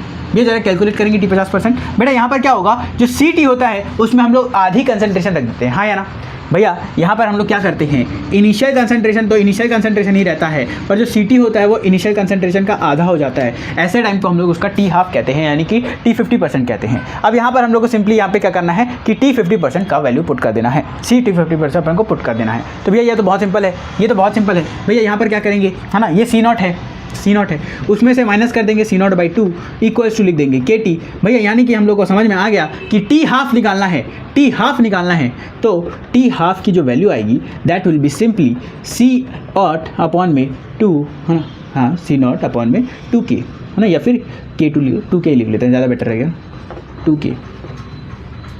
This is your formula. भैया इतना आसान कर दोगे तो हम लोग जो इतना लंबा पढ़ के आए हैं उसका मतलब ही क्या होगा। तो बेटा अभी हम लोग को जल्दी पढ़ना है तो शॉर्ट में पढ़ेंगे, लेकिन अच्छे से पढ़ेंगे और सही चीज़ पढ़ेंगे, हाँ। तो ये देखो हमने एक बार जनरलाइज्ड फॉर्मूला निकाला और जनरलाइज्ड फॉर्मूले से बेटा 0 डिग्री का ये फट निकल गया, हम लोग का टी 50% निकल गया। हम अगर टी 75% निकालना चाहे तो निकाल ले, उसमें कौन सी बड़ी बात है। टी 75% काहे नहीं निकाल सकते बताइए, है ना। यहाँ पे सी नॉट ही रहेगा और जो सी 75% पे सी टी होता है वो हो जाता है सी नॉट बाई 4। अभी एक्सप्लेन करके आएगा कैसे। भैया सिंपली यहाँ पे पुट कर देते हैं, सी नॉट में से सी नॉट बाई 4 को घटा दो इक्वल्स टू में के टी लगा दो, आंसर आ जाएगा। है ना। अब ऑब्वियस ही बात है, बहुत सारे बच्चे 1 में से 1/4 को माइनस नहीं कर सकते, है ना। 1 में से 1/4 को माइनस करके बताओ कितना आता है भैया। तो बहुत आसान है, कितना होता है बेटा 3/4 है ना। तो लिख दो, है ना, 3/4 C0 इक्वल्स टू K 75%। और अगर इसमें से K को नीचे ले आओगे तो ये बन जाएगा, ये बन जाएगा ये।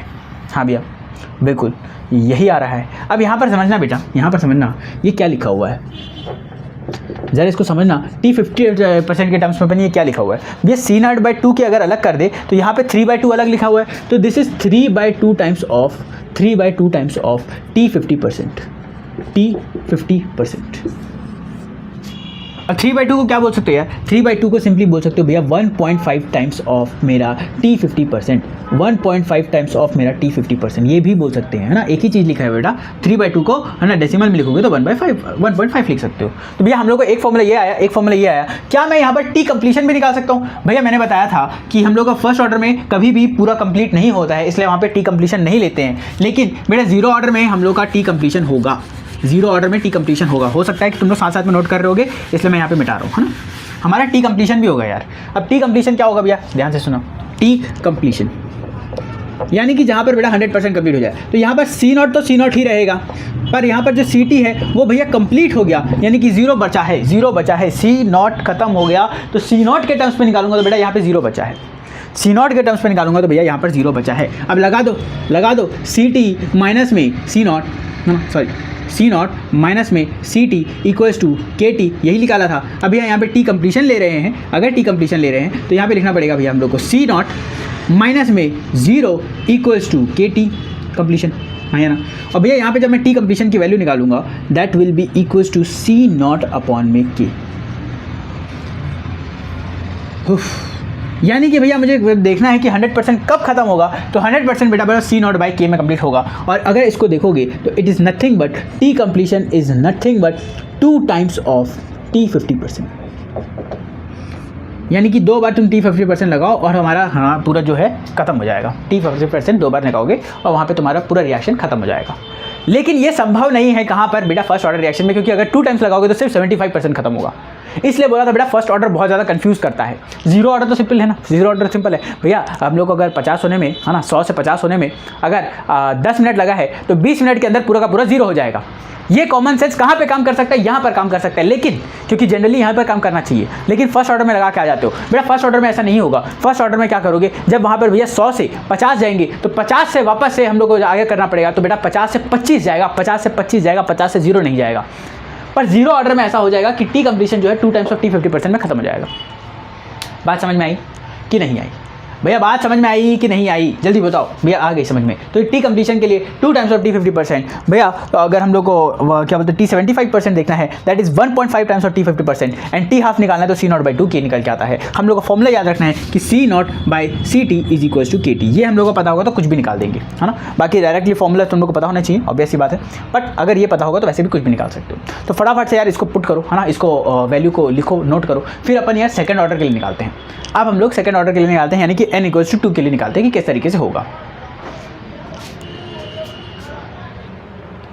चलो बेटा, वैसे तो सेकंड ऑर्डर देखना चाहिए, लेकिन उसके पहले अपन ग्राफ देखेंगे, है ना, क्योंकि मैं ग्राफ बताना भूल गया, है ना। तो ग्राफ देख लेते पहले भैया, CT versus T, R versus concentration और 50% वर्सेस इनिशियल कंसंट्रेशन। जनरली यही 3 ग्राफ पूछता है। इसके अलावा कुछ भी ग्राफ आ जाएगा बेटा तो तुमको वहाँ पे जो पढ़ा हुआ है उस इक्वेशन से निकाल करके वहाँ पे ग्राफ को प्लॉट करना पड़ेगा, भैया। ऑब्वियस सी बात है, यहाँ पे CT के लिए अपन ने एक फॉर्मूला पढ़ा हुआ है भैया। क्या था, CT माइनस में C0, है ना, इक्वल्स टू तुम्हारा माइनस में KT था, यही था बेटा। तो यहाँ पर इसको उधर भेजोगे तो CT is equals to minus KT, है ना, प्लस में C0 बन जाएगा, हाँ या ना। यहाँ पे ये तुम्हारा y एक्सिस है, ये यार तुम्हारा हो गया तुम्हारा m, और ये हो जाएगा T तुम्हारा x एक्सिस हो जाएगा, और ये हो जाएगा यार तुम्हारे लिए C, ये हो जाएगा तुम्हारे लिए C।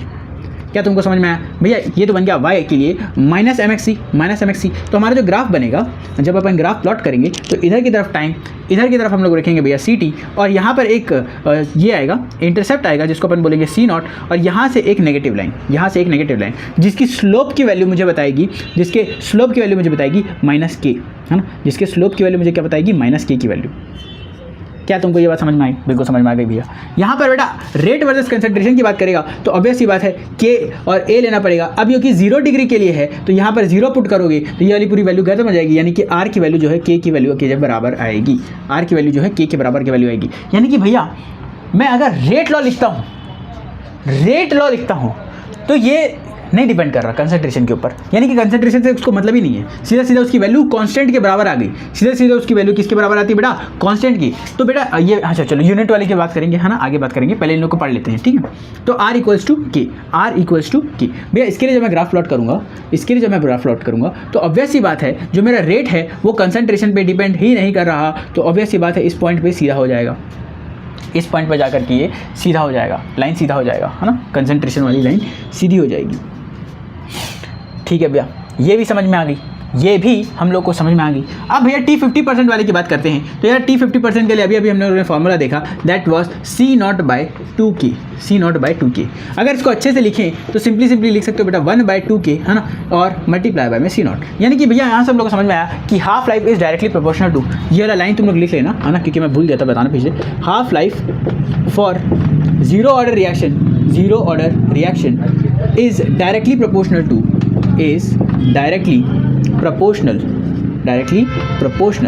टू, है ना, इनिशियल कंसंट्रेशन के डायरेक्टली प्रोपोर्शनल होता है ना। फटाफट से नोट करो, कंसंट्रेशन हो गया भैया। अब यहाँ पे फटाफट से वैल्यू पुट कर देते हैं। तो यार अगर सिंपल सी मैं अगर ग्राफ खींचूंगा, है ना, यहाँ पर इस तरीके से ग्राफ खींचूंगा तो भैया जब हम लोग इसकी बात करेंगे तो यहाँ पर क्या हो जाएगा, ये हो जाएगा यार T50% y के लिए, है ना, T50% y के लिए ये हो जाएगा बेटा m वैल्यू और ये हो जाएगा x वैल्यू, यानी कि ये एक स्ट्रेट लाइन निकल के आएगी जहाँ पे ये स्लोप की वैल्यू मुझे बताती है 1/2K का वैल्यू। हाँ, तो फटाफट से इसको नोट करो, मैं तुम्हारे सामने से रखता हूँ, ठीक है। और उसके बाद फिर अपन आगे की बात करेंगे।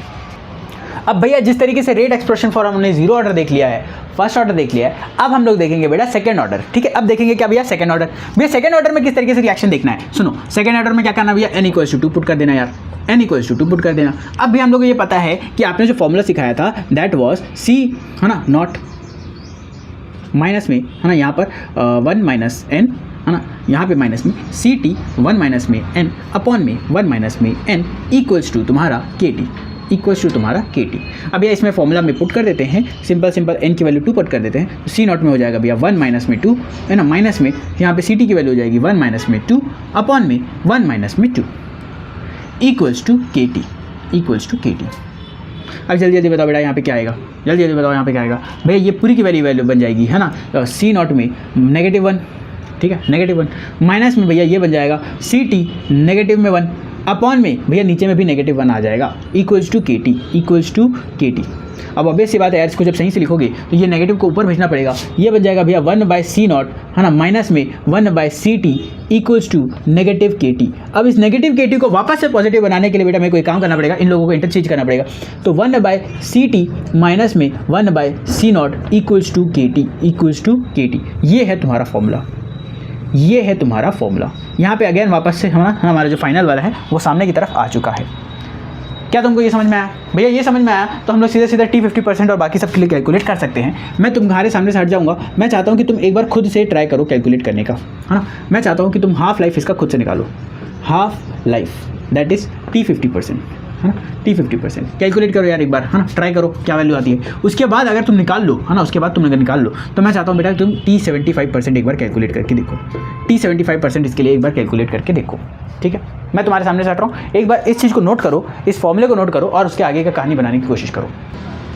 चलो अब होपफुली तुम लोगों ने ट्राई किया होगा, नहीं भी किया तो देखो क्या ही कर सकते हैं, हम पुट करके दिखाते हैं बेटा। तो यहाँ पे ऑब्वियस सी बात है CT की वैल्यू अपन C0/2 पुट करने वाले हैं, तो 1/C0/2 इक्वल्स तुम्हारा, है ना, सॉरी यहाँ पे माइनस तुम्हारा, है ना, 1/C0 और इक्वल्स तुम्हारा KT और यहाँ पे लिख दो हाफ, KT हाफ, यानी कि T हाफ निकाल रहे हैं। अभी ये ऑब्वियस सी बात है 2 टाइम्स ऑफ CO हो जाएगा, 2 अपॉन में C हो जाएगा, माइनस में, है ना, अच्छा इसे माइनस है, इसको अपन क्या कर देते हैं, ऐसे लिख देते हैं KT हाफ प्लस में 1/CO, ये कर सकते हैं, ठीक है, ये कर सकते हैं, या फिर इधर ही रहने देते तो भी कोई फ़र्क नहीं पड़ता यार, CO, है ना, 2 - 1 एक काम करते हैं, अच्छे से सॉल्व कर देते हैं, है ना।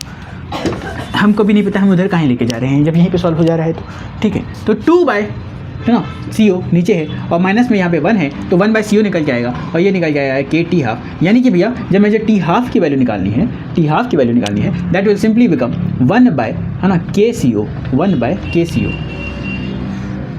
KCO बढ़िया हूँ, KCO बढ़िया हूँ, ठीक है, KCO बढ़िया हूँ, तो 1/KCO, 1/KCO। भैया T 75% कैलकुलेट कर लें, बिल्कुल कर लगता हो बेटा। तो सीधे सीधे यार 1/C0/4 लगाओगे, है ना, 1/C0/4 लगाओगे, माइनस में 1 में तुम C0 लगाओगे, इक्वल्स टू लगा दोगे यार कि T 75% या फिर 3/4 बोल लो, T 3/4 बोल लो, है ना, समझने के लिए T 3/4 बोल लो। तो भैया यहाँ पे ऑब्वियस सी बात है 4 माइनस में 1 में C0 इक्वल्स टू के T 75%, है ना।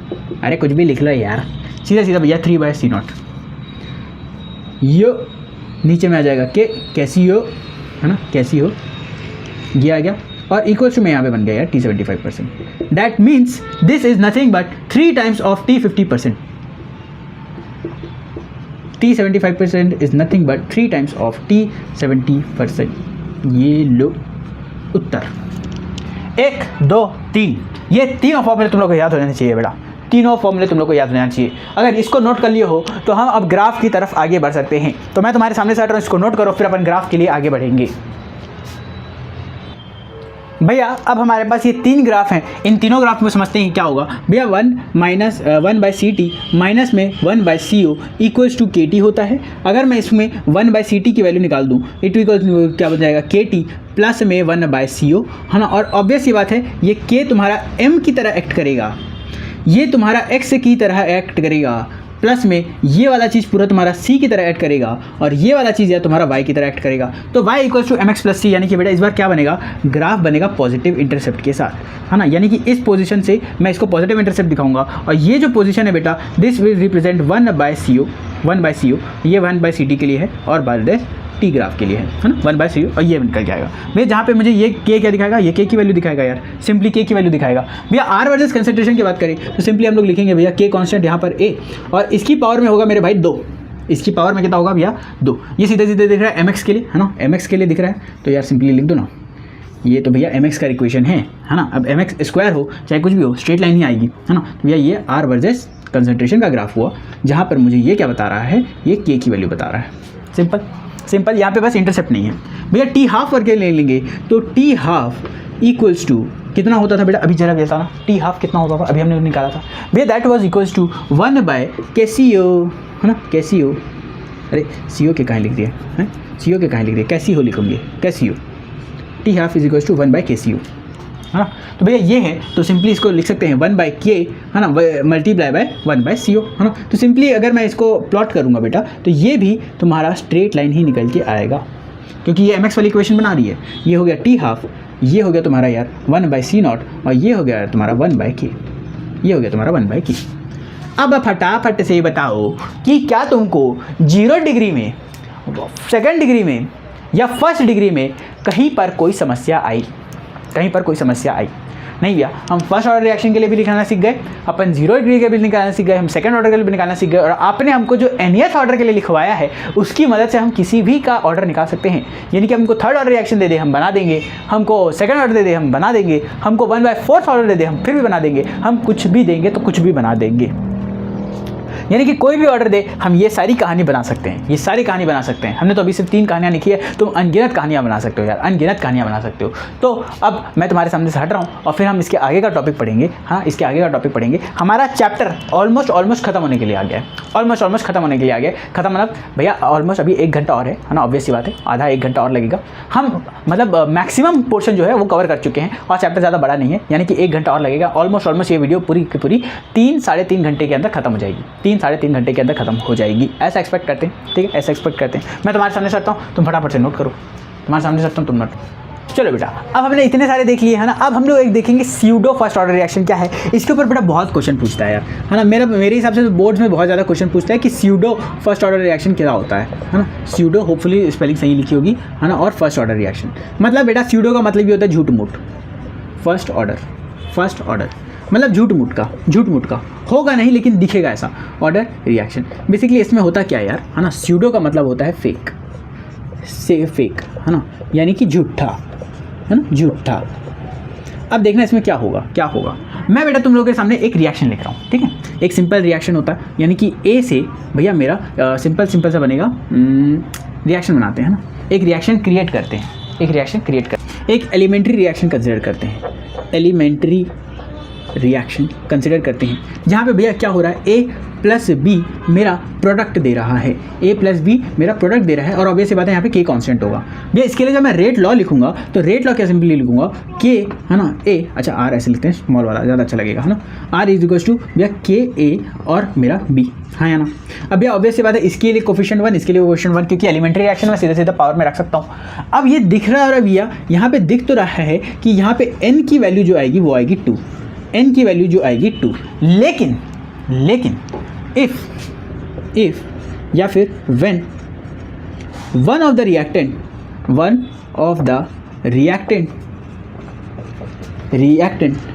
is in excess, इसमें से कोई भी एक मान के चलो एक्सेस में प्रेजेंट है, एक्सेस में मतलब बहुत ज़्यादा अमाउंट में प्रेजेंट है, तो बेटा वो बहुत ज़्यादा अमाउंट में प्रेजेंट होने के कारण से एज अ कांस्टेंट बिहेव करेगा। फॉर एग्जांपल बोलूँ बेटा कि ए का जो कंसंट्रेशन था दैट वाज 0.01001, है ना, और जो बी का कंसंट्रेशन था बेटा दैट वाज 100 मोलर, है ना।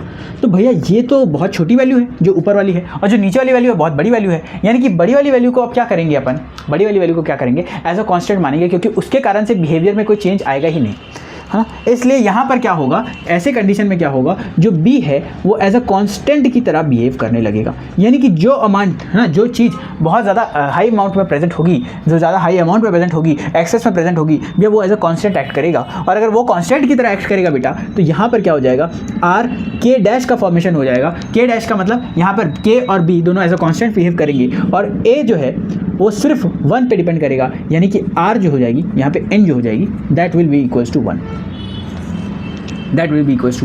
यानी कि भैया स्यूडो फर्स्ट ऑर्डर रिएक्शन क्या होता है। स्यूडो फर्स्ट ऑर्डर रिएक्शन बेटा कुछ नहीं, दिखने में 2 है लेकिन होता 1 है, दिखने में 2 होगा, है ना, मैं इसीलिए लिखा ना झूठा, कैसे, दिखने में 2 लेकिन होता 1 है, इसलिए इसका नाम रखा गया है स्यूडो फर्स्ट ऑर्डर रिएक्शन, झूठ मूठ का फर्स्ट ऑर्डर रिएक्शन। हाँ, था तो नहीं, लेकिन क्योंकि एक एक्सेस में था वो बिहेव कैसा करने लग गया बेटा, है ना, फर्स्ट ऑर्डर रिएक्शन की तरह बिहेव करने लग गया। अब यहाँ पर समझना कि भैया यहाँ पे के डैश की वैल्यू क्या होगी, भैया ऑब्वियस सी बात है के डैश की वैल्यू क्या होगी, के डैश की वैल्यू हो जाएगी यार के मल्टीप्लाई बाय में तुम्हारा बी, भैया इसके क्या उदाहरण भी आएंगे, ऑब्वियस सी बात है यार, बिना एग्जाम्पल के तुम एग्जाम में लिख के नहीं आ सकते, तो भैया इसका एग्जाम्पल दे दो। देखो इसके एकदम तुमको 2 एग्जाम्पल याद रखना है, पहला तुम रख लेना हाइड्रोलिसिस ऑफ ईस्टर, दूसरा तुम याद रख लेना मेरे भाई, हाइड्रोलिसिस ऑफ सुक्रोज, ठीक है। ये 2 तुम एग्जाम्पल याद रख लेना। अच्छा अब मैं वापस से एक बार, है ना, तुम लोग को रिवाइज भी करा दूँ, है ना, कि भैया ईस्टर वाले में क्या होता है, जल्दी बताना, है ना, जल्दी से मुझे बताओ कि ईस्टर वाले में क्या होता है। ये होता है ईस्टर, इसका हाइड्रोलिसिस कराओगे यार पानी के प्रेजेंट में, है ना, इसको ब्रेक डाउन करोगे तो मैंने बता रखा है ये होता है सैपोनिफिकेशन वाला प्रोसेस, और अगर उल्टा होता है इसका एस्टरिफिकेशन वाला प्रोसेस, जहाँ पे कार्बोक्सिलिक एसिड और अल्कोहल मिलकर के एस्टर बनाते हैं, और एस्टर का जब हाइड्रोलिसिस कराओगे तो कार्बोक्सिलिक एसिड और तुम्हारा अल्कोहल अलग अलग होगा। अल्कोहल वाले चैप्टर में पढ़ा रखा है, 1 शॉट में जहाँ पे बताया था वहीं पर पढ़ा रखा है, तो होपफुली तुम लोगों को वहाँ का पता होगा, है ना, इसलिए ये वाला चीज़ तुम लोग को आता होगा, है ना, उम्मीद ही कर सकते हैं बेटा, अब ऐसे तो उसके सिवाय कुछ कर नहीं सकती, है ना, RO- होगा यहाँ पे, है ना, सॉरी OR-, ये होगा यार पहला रिएक्शन में। अब भैया यहाँ पर ये जो है ये कम मात्रा में है ना, और जो पानी होता है, पानी जो होता है वो बहुत ज़्यादा मात्रा में होता है ना, ये वाला है ना, ये वाला चीज़, भैया ये तो प्रोडक्ट है ना। रेट हम लोग इस बात पे डिपेंड करेगा, रेट किस बात पे डिपेंड करेगा यार, के, है ना, ये जो पूरा लिखा हुआ है तुमने RCOO, है ना, R-, इस बात पे डिपेंड करेगा, RCOR-, एक तो इस बात पे डिपेंड करेगा, दूसरा भैया मेरा डिपेंड करेगा H2O के ऊपर। अब ऑब्वियस सी बात है H2O बहुत ज़्यादा अमाउंट में होगा, पानी बहुत ज़्यादा अमाउंट में होगा, और ये कम अमाउंट में होगा, इस कारण से ये as a pseudo first order reaction act करेगा, सिर्फ इस बात पे डिपेंड करेगा कि कितना ईस्टर लिया है तुमने, पानी का वैल्यू खत्म भैया। ये हो गया पहले रिएक्शन के लिए, है ना, पूरा इसको एक्सपेंड करके लिखा है।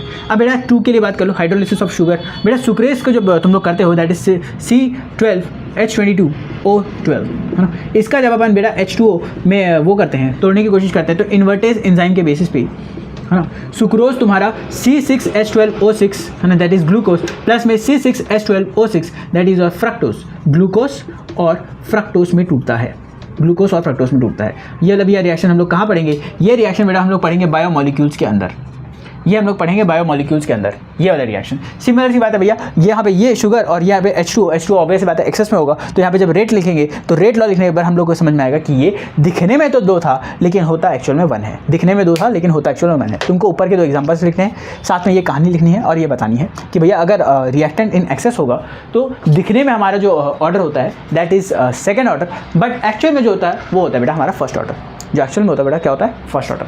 अरे कितना झूठ बोलता है री, कितना झूठ बोलता है देख के तो लग रहा था कि 2 है आंसर, लेकिन आंसर बोलता है कि 1 है, इसीलिए हमको केमिस्ट्री नहीं पसंद हमको इसीलिए केमिस्ट्री नहीं पसंद। यही बात होती है तुम लोग की ना, केमिस्ट्री नहीं पसंद। भैया ये कैसा झूठ है, तो बेटा फिजिक्स में भी तो होता है स्यूडो फोर्स उसमें नहीं होता क्या, उसमें भी तो होता है, तो केमिस्ट्री में भी है स्यूडो फोर्स, है ना, एक तरीके का स्यूडो फर्स्ट ऑर्डर रिएक्शन। फटाफट से इस चीज़ को नोट करो, मैं तुम्हारे सामने सकता हूँ, फिर अपन आगे की बात करते हैं।